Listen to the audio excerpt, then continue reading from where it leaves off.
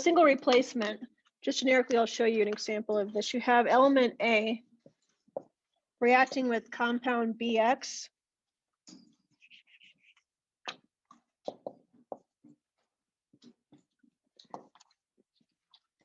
And what happens is that A and B switch places. And so you have AX form with B on its own.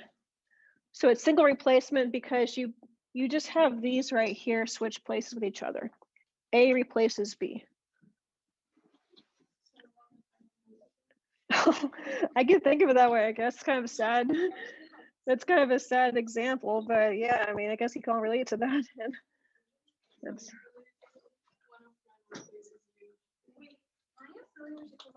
Sure.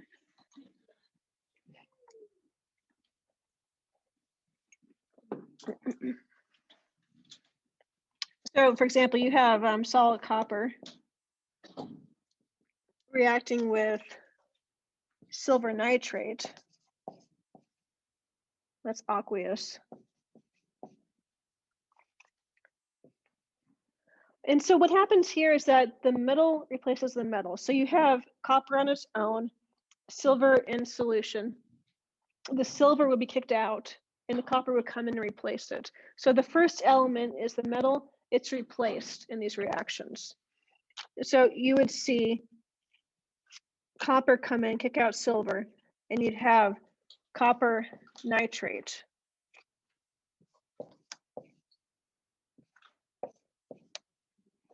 Along with solid silver.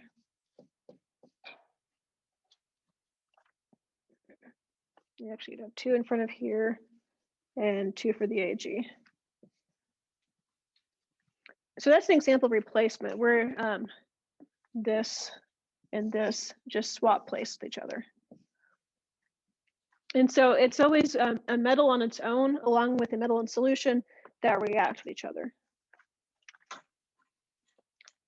Now, in order for this to happen though, the one that replaces it has to be more active. So you have to have the one out here be more active than the one that's in the solution. So you have to have copper be more active than silver for this to work.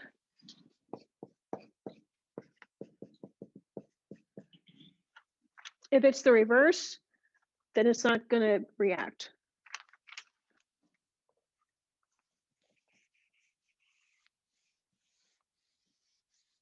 For example, if you were just to reverse these and you'd have solid silver on its own reacting with copper nitrate.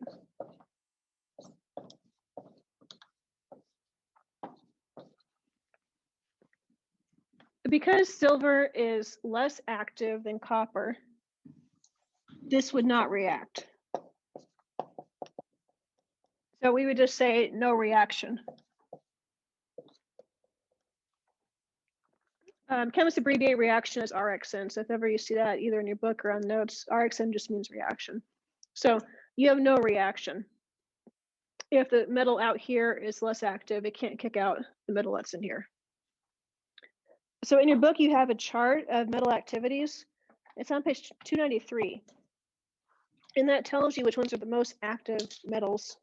And you have to look at that to understand which ones can work, which ones cannot work. And so if you look on here, find silver and copper.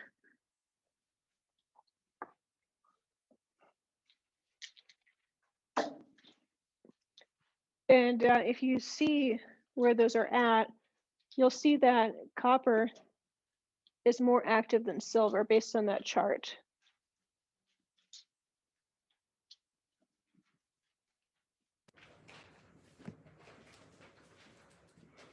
And so that's how you read that chart. You see copper and silver, and how silver is lower than copper, which means that silver is less active than copper.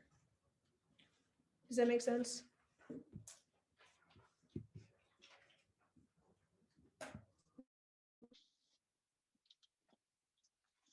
Everybody clear on that one? Let's look at one more example with this. We'll look at the halogens, because you also have on that same page, the metals are first, but then below you have the halogens. Do you see that? It shows fluorine, chlorine, bromine, iodine. Page 293. So we can read those the same way as the metals. And so I showed you an example with metals replacing each other, but you can also have an example with halogens replacing each other as well. So I'll show you that.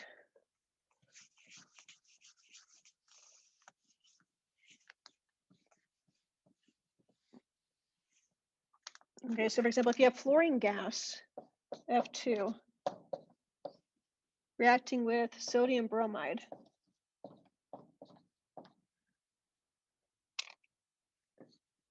what would happen here? So you have a halogen on the outside. So remember what the halogens are? Very good, group 17. So this is group 17. So fluorine, bromine, chlorine, those are halogens. So if you have a halogen out here, and you have a halogen in a compound, that halogen can replace this halogen if this is more reactive than this one. So can this work? Is fluorine more reactive than bromine? Right, you look in your chart, do you see it says that fluorine is the top one?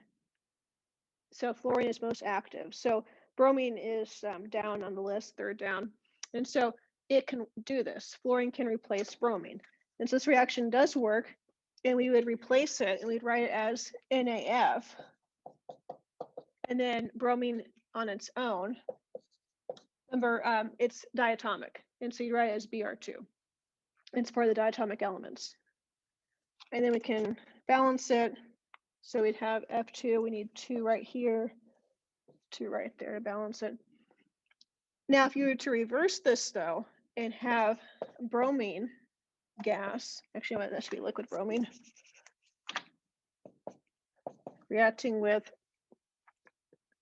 fluorine, sodium fluoride,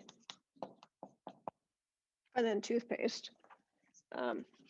If you have it like this, so halogen out here would replace halogen in here, but would this actually work? No, that's right. So bromine is not as reactive as fluorine, and because it's not, it can't replace fluorine. And so this is no reaction.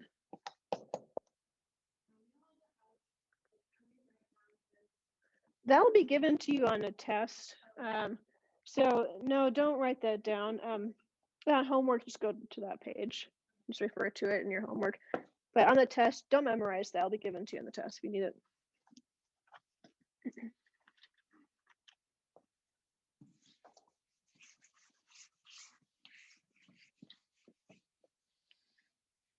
Okay, and then the next replacement reaction is double replacement. So under replacement reactions for B, we have double replacement reactions.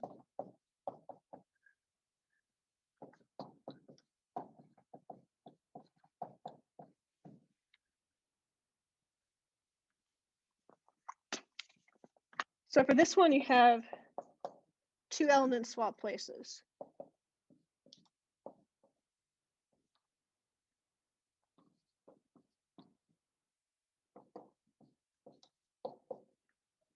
So for this one, A and B both swap places.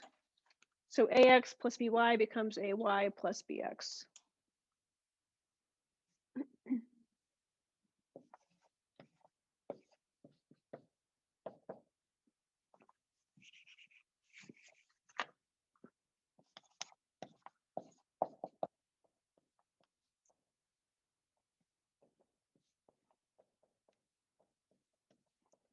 So in these reactions, what usually happens is you have 2 aqueous solutions that react to form some kind of precipitate, either a solid or a gas, sometimes a liquid can form.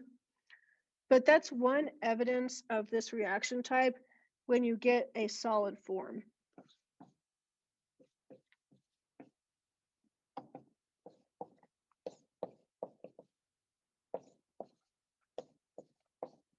So in this reaction, you have sodium and copper just swap places with each other. And that creates sodium chloride along with copper hydroxide. But this is a solid precipitate that forms. The precipitate would be a solid product in a reaction. And so that is one sign you have double replacement. when you see a precipitate form. They can also produce gas or water, but solid is usually the most common thing you're going to see. So you're going to see either solid, but also gas or water can be produced as well.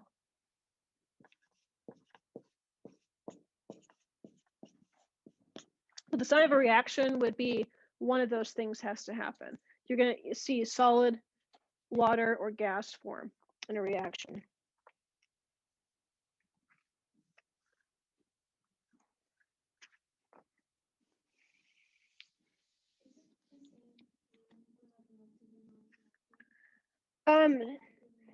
It's actually a different rule, which you only get to right now. It has to do with the solubility rules. It has to do with whether these will dissolve in water or not, which you only get to. So don't really worry about it. But you'd learn in college chemistry, but I wouldn't learn it in high school chemistry. But so it's different rules, which we're not going to cover. So you don't need to know that. You'll be told if it reacts or not. So what they might ask you is there a reaction? Well, if they tell you there's no solid form, there's no reaction take place. You need to have something form solid, gas, or liquid for it to be a reaction. So they tell you that there's no solid form, then you know there's no reaction taking place. I don't even know if they even have you do a question like that. I'm not seeing one. Yeah, I actually don't think there's even one in your book about that. You just need to know that you will see solid, gas, or water be produced in these reactions. Okay. One more example of this one where a gas is produced, potassium cyanide, aqueous, reacting with bromic acid, also aqueous. So those swap places to produce potassium bromide, aqueous, and then hydrogen cyanide gas.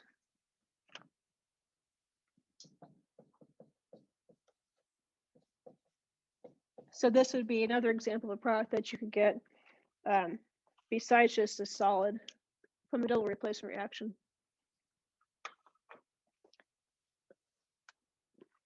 Okay, on your book, start on page 297 and work on questions 25 through 28. Actually, I'm sorry, you didn't do 21 yet. No, you didn't. Start on page 295. Start with 21. And do 21 up through 28 for today. 295 is where it starts.